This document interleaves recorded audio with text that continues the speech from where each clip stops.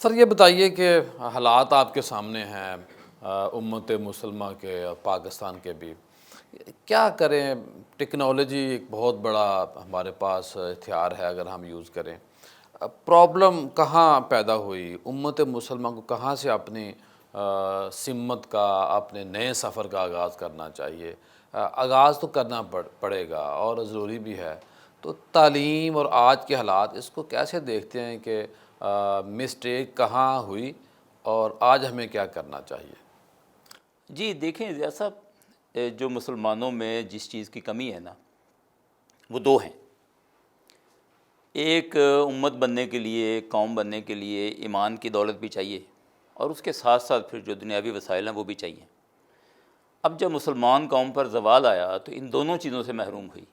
ہم لوگ قرآن سے بھی دور ہوئے، ایمان سے بھی دور ہوئے۔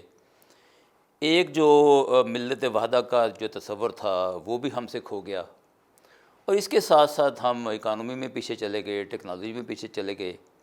آپ یہ دیکھیں کہ جن ممالک کے پاس اللہ کا دیا ہوا پیسہ بھی ہے، اللہ کا دیا ہوا جو ہے نا وہ مال و دولت بھی ہے، ان ملکوں نے بھی ٹیکنالوجی پر، ایجوکیشن پر خاص توجہ نہیں دی۔